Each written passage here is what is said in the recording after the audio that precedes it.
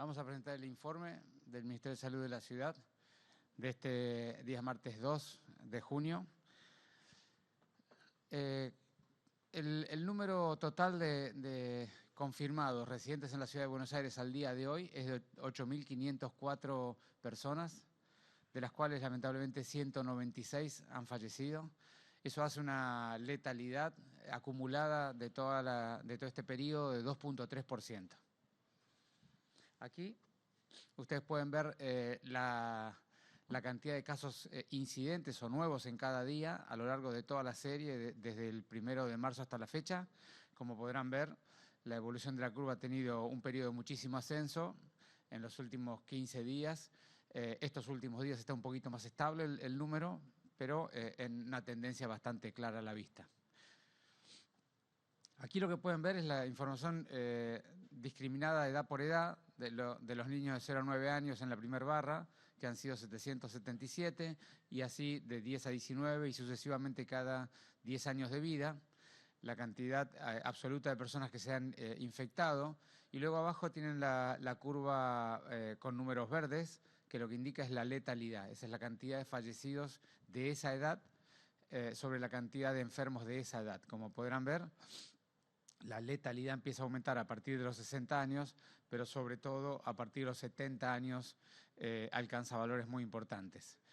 Como global de todos los datos, podemos ver que el 85.8% de todas las personas que se han enfermado tienen menos de 60 años. Como siempre decimos, es una enfermedad que sobre todo infecta a la gente de edad media y joven.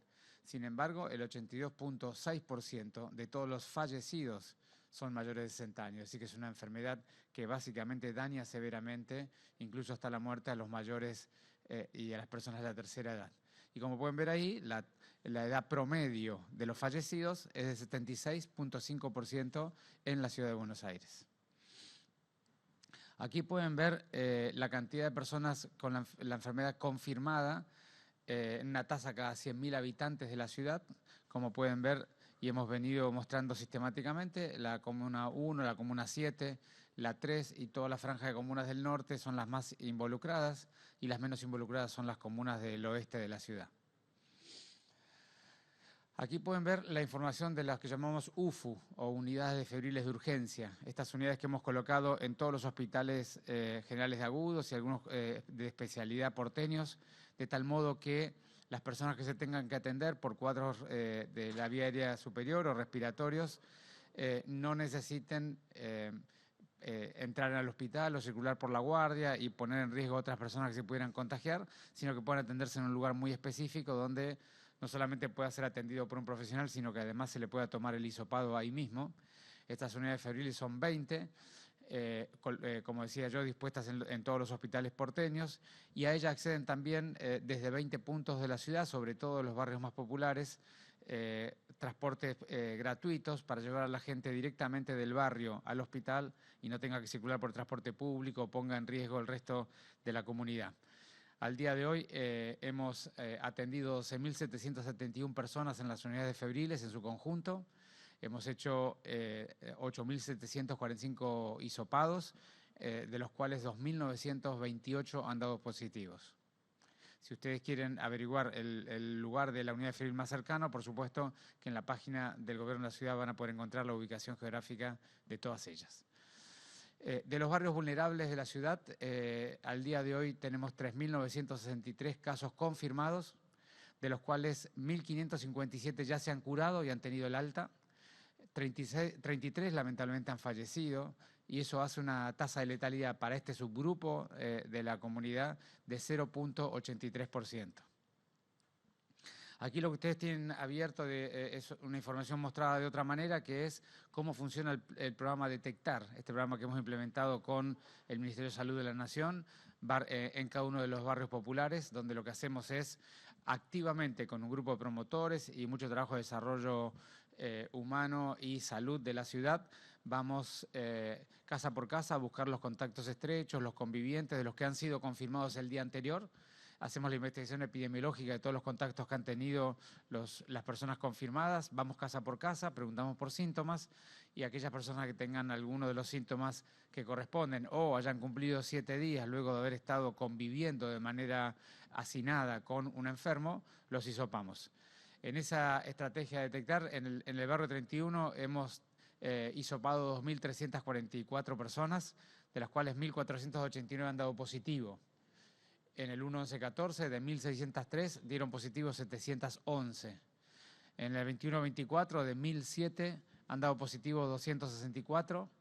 En el barrio 15 han dado positivo 34 y en el barrio 20 han dado positivo 67. Y luego en un conjunto de barrios de menos volumen de ciudadanía hemos ido directamente a hacer las consultas, las puerta a puerta, identificado los sospechosos y llevado directamente las muestras a diferentes bases de estos barrios para no montar en lugares más pequeños una infraestructura que es desproporcionada.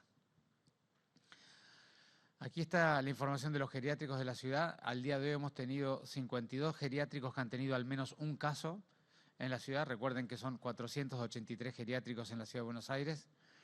349 personas han dado positivo dentro de esos 52 geriátricos y lamentablemente han fallecido 62 personas que estaban residentes en los geriátricos. Aquí lo que ustedes pueden ver, la curva de casos diaria de los geriátricos y debajo en amarillo la curva de casos que han fallecido, que estaban residentes en los geriátricos. Como podrán ver, en los últimos días hemos tenido un grupo de geriátricos que han dado positivos, que ha sido un valor bastante significativo dentro de lo que es la serie histórica que veníamos teniendo.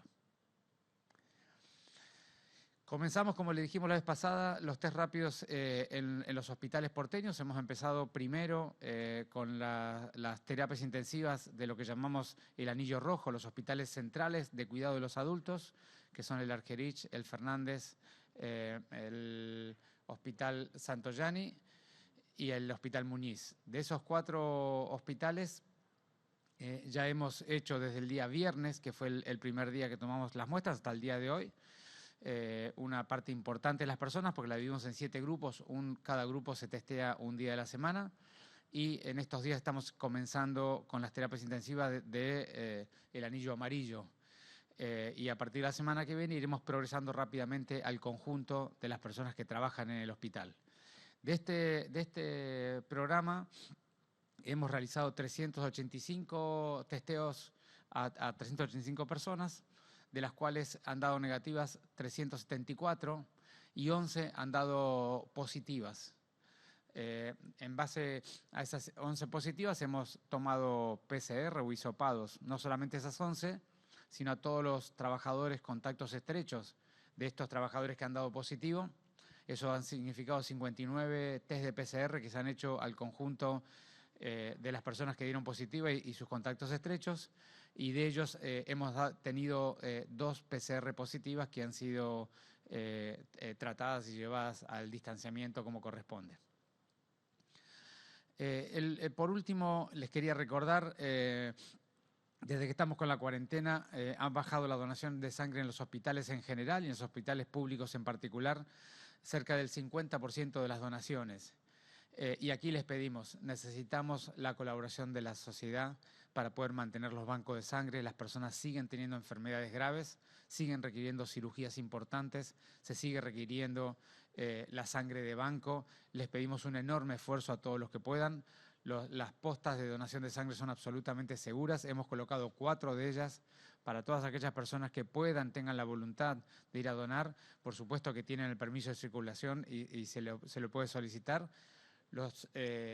Hacemos la toma de la sangre, hacemos de 8 a 12 de la mañana en estas 4 postas, y por favor le pedimos a todo el mundo que sea capaz de hacerlo, que tenga la habitualidad, que tenga la voluntad, que lo hagan, que donen. Los hospitales de la Ciudad de Buenos Aires, tanto públicos de la Seguridad Social como privados, necesitan de tu ayuda. Entrás en la página de la ciudad, como está allí, y van a poder encontrar los sitios donde poder donar. Muchísimas gracias. Buenos días, ministro. Nicolás Gallardo, de CNN Radio. Le quería preguntar sobre la reunión que tuvo ayer, que presenció en conjunto con otros funcionarios porteños en Casa Rosada, con autoridades nacionales y provinciales, qué inquietudes se trasladaron y si es posible que la ciudad piense en flexibilizar actividades. Uno entiende quizás los comercios como uno de los sectores que recientemente se restringieron. Eso por un lado, y por otro, ¿qué opinión tiene con lo que expresó su par de la provincia de Buenos Aires, el ministro Goyán, sobre que si se levanta la cuarentena tal como la conocemos, se pueden apilar muertos en las calles? ¿Es un criterio, un concepto real, exagerado? Le pregunto porque es fuerte y la gente lo ha escuchado. Gracias. Bueno, de la reunión ayer hicimos lo que hacemos sistemáticamente en este periodo a una semana de las decisiones del presidente y de los gobernadores, que es primero de todo la convicción plena de todos los que estábamos allí de que esta pandemia requiere de políticas públicas integradas y coordinadas, de tal manera que la primera cosa que todos hemos vuelto a reforzar la necesidad de entender al área metropolitana como una metrópoli integrada y que requiere que nos pongamos de acuerdo en cuáles son las mejores políticas para el cuidado de la ciudadanía en su conjunto. Por supuesto que se analizaron también aspectos fuera de la metrópoli, sobre todo la gente de la provincia, porque tienen el resto de la provincia con unas cualidades o características bien diferentes. Pero lo que hace a la metrópoli Buenos Aires, esa fue la primera cuestión que nos pusimos de acuerdo y no hay ninguna duda en ninguno, ni el Gobierno Nacional, ni en la provincia, ni en la ciudad. Lo segundo es compartimos información. Cada uno de nosotros tiene información precisa de lo que le está pasando. Compartimos la información, nivelamos el conocimiento sobre algunos aspectos que cada uno de nosotros tiene para aportar en la reunión, para la discusión de las soluciones. Y allí estuvimos muy bien, lo mismo que pasó la vez pasada. Y lo tercero, empezamos a trabajar dimensiones de diálogo. Dado esta información que tenemos, ¿qué cosas podríamos dialogar? ¿Qué significa la información que tenemos? Y lo que venimos viendo todos, que es bastante común en el Gran Buenos Aires como en la ciudad, y es la misma mirada que tiene Nación, es que tenemos una curva que viene evolutiva, que venía creciendo muy rápidamente hace 10 días más o menos, como yo mostré, pero que en los últimos 4, 5 o 6 días, según de qué lado uno lo mire, los casos están relativamente más estables.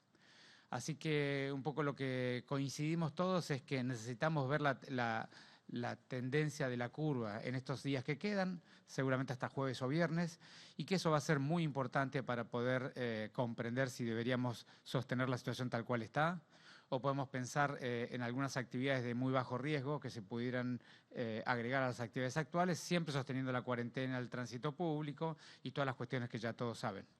Así que te diría que al día de hoy lo que llegamos hasta allí, obviamente no era una reunión para tomar ninguna decisión ni hacer ninguna propuesta, sino era para setear información, miradas y dimensiones que tenemos que analizar y una evaluación de cómo funcionó los días anteriores. Esa fue un poco la reunión. Y en cuanto a la opinión de Daniel, ayer él me lo explicó bien lo que dijo y qué quiso decir. Él lo que me explicó ayer es que lo que él comentaba es que, y es algo que técnicamente es correcto, vos tenés una curva como tiene el área metropolitana, que es una curva de ascenso lento y que seguramente, dado ese ascenso lento, si se mantienen las condiciones, va a ser una curva un poco más roma, no tan picuda como han sido las curvas duras de Europa, ¿no es cierto? Eso es lo más probable que ocurriera si no cambia ninguna condición en términos de cumplimiento de la ciudadanía y en términos de las políticas públicas. Lo que él quiso explicar es que está más o menos documentado que esa tendencia, esa curva, cuando vos le retirás globalmente la cuarentena, rápidamente retoma una curva al estilo europeo con posterioridad. Entonces, que para mantener la tendencia de la curva actual tenemos que mantener buena parte de las condiciones actuales. Eso es lo que él quiso decir, y que si no, tendríamos una situación tipo europea o tipo brasilera, que esa fue la explicación que él me dio y explicación que yo comparto. Le pregunto por qué es fuerte la frase. Le pregunto por qué es fuerte la frase, ministro. Bueno, eso al respecto habría que preguntárselo a él, pero yo estoy tratando de explicarte un poco lo que él me explicó y la razón técnica por la cual dijo lo que dijo.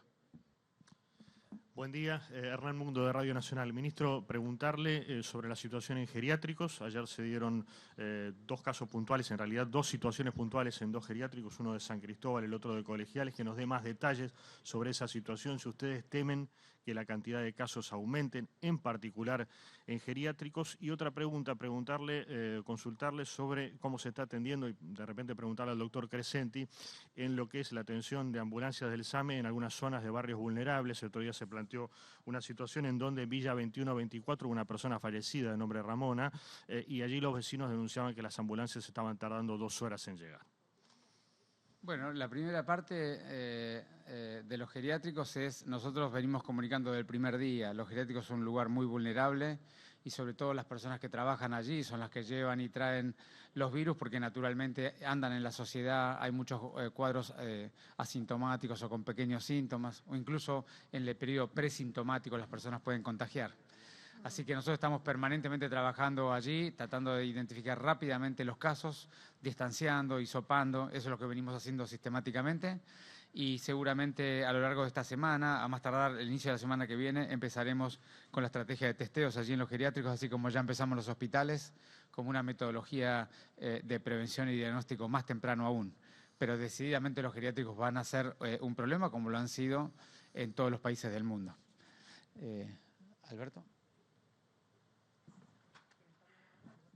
Buenos días a todos. Con respecto a lo que pasó con la señora Ramora, por supuesto nosotros como SAME, como sistema, lamentamos el deceso de la señora, pero todo lo que entra a la Central Operativa 107 queda agregado y está a disposición de la justicia y lo que lo quieran requerir. El llamado a nosotros nos entra a las 9:56, la ambulancia llegó 10:14, la señora lamentablemente hacía 25 minutos que había fallecido. Yo estuve particularmente conversando con la médica que acudió. Al llegar la ambulancia hubo que caminar 6 cuadras, porque ustedes saben que por los pasillos es imposible que una ambulancia pueda acceder.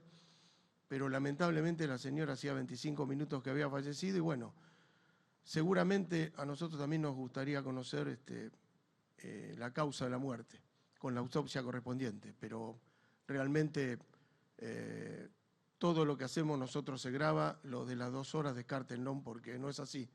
Y si hubiera habido algún error, ustedes saben que con respecto al Ministerio y con respecto al SAME, nosotros si cometemos algún error porque somos humanos también lo vamos a salir a decir, acá no vamos a esconder absolutamente nada.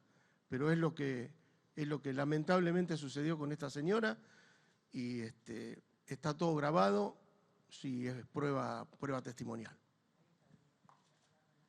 Ministro, ¿cómo le va? Buen día. Martín Fernández, de Radio de la Ciudad. Lo llevo de lo que es lo medular, de lo importante, a lo que tal vez no sea tan importante, pero de alguna manera también es bastante apreciado por la sociedad en general. Le quería preguntar al respecto de estos rumores que han trascendido sobre el hecho de que varios clubes de fútbol han pasado ya protocolos de entrenamiento a la AFA para que empiecen a ser examinados. No obstante, la AFA va a dictaminar de acuerdo a lo que el Gobierno Nacional disponga. Quería saber cuál era su opinión personal al respecto del parecer. ¿Se podría llegar a generar algún protocolo para que algunos clubes de fútbol, algunos deportistas empiecen a realizar algún tipo de entrenamiento? ¿O eso todavía, de acuerdo a los números que han venido creciendo en las últimas semanas, lo ve como lejano usted? Bueno, como yo decía al principio sobre la reunión de ayer, nosotros necesitamos entender efectivamente de acá al día jueves o viernes cómo evolucionan los casos en la ciudad para tener una opinión sobre si debemos sostener a rajatabla la situación actual o tenemos la oportunidad de agregar alguna actividad que la sociedad requiera. Siempre, obviamente, actividades que sean de mínimo impacto sanitario, porque, como siempre me gusta decir, tenemos la montaña por delante aún. Así que no te puedo contestar acción por acción ni actividad por actividad a esta altura porque verdaderamente no sabemos ni siquiera cómo vamos a estar de aquí al día jueves o día viernes. Un escenario sería si los casos siguen estando estables como vienen estando y otro escenario muy diferente si retomara la velocidad de crecimiento que tuvo hasta la semana pasada. Así que realmente no puedo tener una opinión hasta que no vea efectivamente los datos de la semana y en base a eso entendamos qué está pasando con la curva. Buenos días, ministro. Marcelo de Leo, Radio La Red. Insisto con la pregunta del colega. Se la propongo de otra manera. ¿En qué situación podrían volver a entrenarse algunos deportes? ¿En qué, sin fechas, sin plazos, pero en qué situación podrían volver? Y también le quiero preguntar a usted y a Batistela, Ya hay una medición en los barrios populares, en la Villa 31, en la 20 y 24, en varias semanas. ¿Qué evolución ven ustedes de la curva en esos lugares después de varias semanas? Y si me puede comentar acerca del contagio del padre Guillermo Torres en la Villa 31. Bueno, la primera cosa que preguntabas es, decididamente el deporte colectivo el entrenamiento colectivo no es recomendable en este periodo en la Argentina, o por lo menos en el área metropolitana o en la ciudad. Si uno pensara, si es tu pregunta, en retomar entrenamiento de personas de alto rendimiento, debería ser un entrenamiento muy cuidado en términos de en el aire libre como primera medida, segundo, con distanciamiento y sin actividades colectivas. Yo creo que eso sería la primera recomendación si vos lo que estás preguntando es qué condiciones tienen que dar. Es lugares de espacio abierto donde no interactúen y no haya agrupamiento de personas. Eso es un elemento esencial. Ahora, antes de definir qué cosa es la sociedad, porque aquí no se trata de los individuos, yo siempre insisto, en las pandemias el cuidado colectivo incluye al interés individual. Entonces aquí lo que estamos discutiendo es cuál es la mejor estrategia para la comunidad en su conjunto para que pasemos esta curva epidémica en la ciudad de Buenos Aires. Y allí cada uno de los individuos que tenemos diversas miradas sobre la realidad, diversas cuestiones que nos duelen o nos alteran la vida, tenemos que ponernos de acuerdo en qué cosas como comunidad nos parecen más críticas, pero sobre todo siempre comprendiendo que todas las personas de la comunidad tienen que sentir que son parte de la solución o que son considerados al momento de plantear algo. Por eso nosotros siempre tratamos de dar una respuesta en el ámbito de la sociedad, en el ámbito de la vincularidad, en el ámbito de la economía, en el ámbito de la sanidad, porque tenemos que comprender la situación y la mirada de toda la ciudadanía, no solamente la que esté focalizada en una de las dimensiones que acabo de contar.